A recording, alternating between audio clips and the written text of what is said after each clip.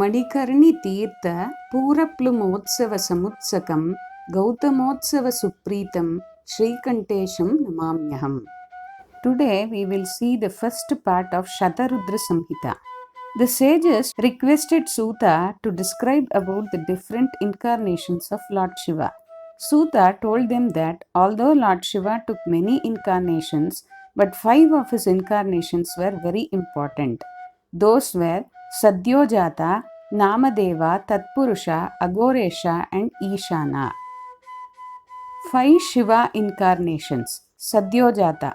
Lord Shiva took his first incarnation from the physique of Lord Brahma, who was engrossed in his deep state of meditation during the 19th Kalpa named Shvetalohit. Lord Brahma gave him the name Satyojata and eulogized him. Later on, from the physique of Satyojata, 4 of his disciples manifested, whose names were Sunanda, Nandana, Vishwanandana, and Upanandana. All the 4 disciples were of fair complexion. Lord Shiva blessed Brahma and empowered him to do creation. Namadeva. During the 20th Kalpa named Rakta, the complexion of Lord Brahma turned red while he was engrossed in his meditative state. From his body manifested an entity who also was of red complexion. Lord Brahma named him Namadeva, considering him to be the incarnation of Lord Shiva, and eulogized him. Later on, 4 sons were born to Namadeva, whose names were Viraj, Vivah, Vishok, and Vishwabhavan. All of them were of red complexion, just like their father Namadeva. Tatpurusha. The 21st Kalpa on the earth was known as Pitavasa. It was named so because of the apparel of Lord Brahma, which were of yellow colors. Lord Brahma's prayer resulted into the manifestation of an effulgent entity. Considering this entity as Lord Shiva, Lord Brahma started chanting the mantras of Shiva Gayatri. After the chantings of the mantras, numerous entities manifested who had put on apparels of yellow color on their body. This way, the third incarnation of Shiva, popularly known as Tatpurusha, manifested. Goresha. After the Pitavasakalpa came the Shiva Kalpa. A black complexion manifested while Lord Brahma was engrossed in his deep meditative state. Lord Brahma, considering this entity as Agora Shiva, started eulogizing him. This resulted into the manifestation of 4 more entities who had the same black complexion as that of Agora Shiva. Their names were Krishna, Krishnashika, Krishnamukha, and Krishna Kantadari. Gora Shiva, along with 4 entities, blessed Lord Brahma with the power of creation. Ishana. During the Kalpa named Vishwarupa, manifestations of Saraswati and Ishana Shiva took place. Lord Brahma eulogized Ishana Shiva, after which 4 divine entities named Jati, Mundi, Shikandi, and Ardhamundi manifested from Ishana Shiva. All of them blessed Lord Brahma with the power of creation. 8 idols of Shiva. Suta explained about the 8 famous idols of Lord Shiva: Sharva, Bhava, Rudra, Ugra, Bhima, Pashupati, Ishana, and Mahadeva. These 8 idols of Shiva symbolizes the 8 natural elements which help in the process of creation, nurturement, and annihilation. These 8 natural elements are land, water, fire, air, sky, supreme soul, Kshetrajna, sun, and the moon. Being established in these 8 idols, Shiva controls the whole world. Shiva as Ardhanarishwara. Once upon a time, Lord Brahma, not seeing an expansion in his creation, became very worried. A heavenly voice instructed him to commence creation with the help of copulative activities. But since all the incarnation of Shiva had been males till then, therefore Lord Brahma was finding it impossible. Lord Brahma contemplated on the form of Shiva and Shakti.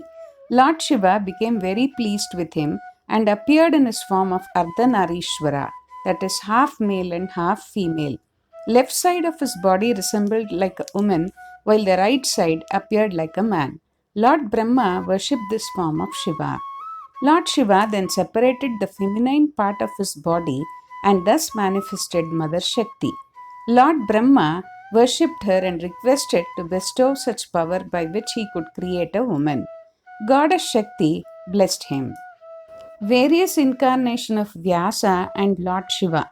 During the Varahakalpa of the 7th Manvantar, Lord Vishnu illuminated all the three worlds by his divine presence. This 7th Manvantara consisted of 4 yugas which repeated themselves in a cyclic way for 12 times. The first Dwapara of the 7th Manvantara saw the manifestation of Lord Shiva. When Kali Yuga arrived, Lord Shiva again manifested himself along with goddess Shakti and was known as Mahamuni Shweta. During the second Dwapara, sage Vyasa existed as Satya, Prajapati, and Lord Shiva became famous as Sutra. Lord Shiva, in his incarnation of Sutra, had many disciples among whom Dundubi was very famous. During the third Dwapara, sage Vyasa took his incarnation as Bhargava and Lord Shiva became famous as Daman. Lord Shiva, in his incarnation as Daman, had 4 disciples among whom Vishoka was very famous. During the fourth Dwapara, sage Vyasa took his incarnation as Angira and Lord Shiva as Suhotra. Even in his incarnation, Lord Shiva had 4 disciples among whom Sumukh was very famous. During the fifth Dwapara, sage Vyasa took incarnation as Savita and Lord Shiva as Kanka, who was very famous for his tremendous austerities.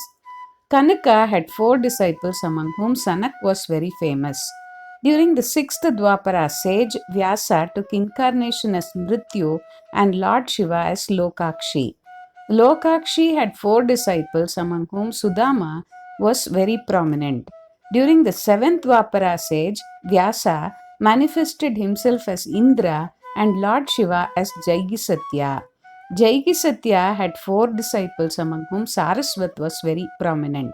During the eighth Dwapara, sage Vyasa took incarnation as Vashishta and Lord Shiva as Dadivahan.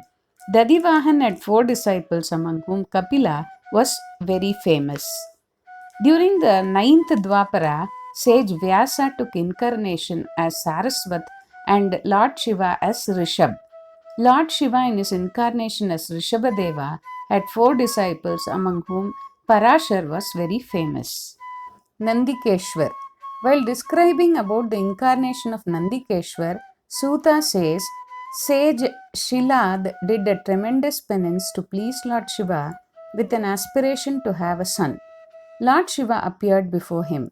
Sage Shilad expressed his desire of having a son who is not born from a physical body and who is proficient in all the spiritual knowledges.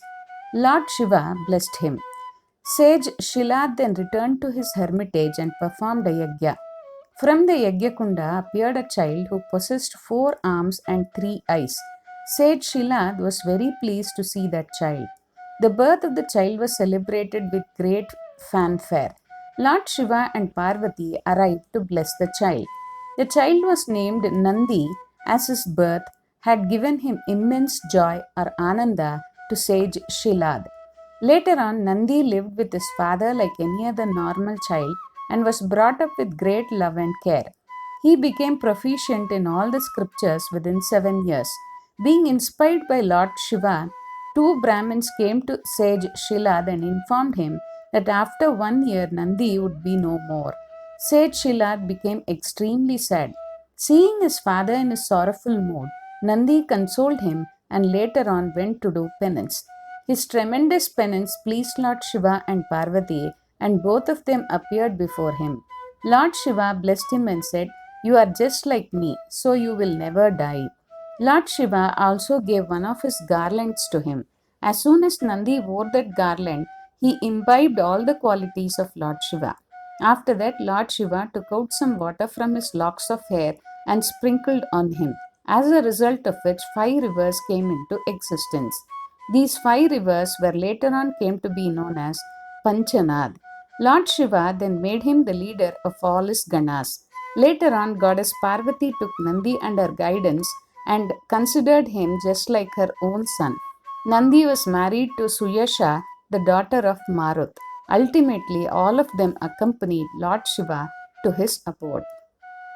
In the next video, we will see the remaining part of Shatharudra Samhita. Om Namah Shivaya.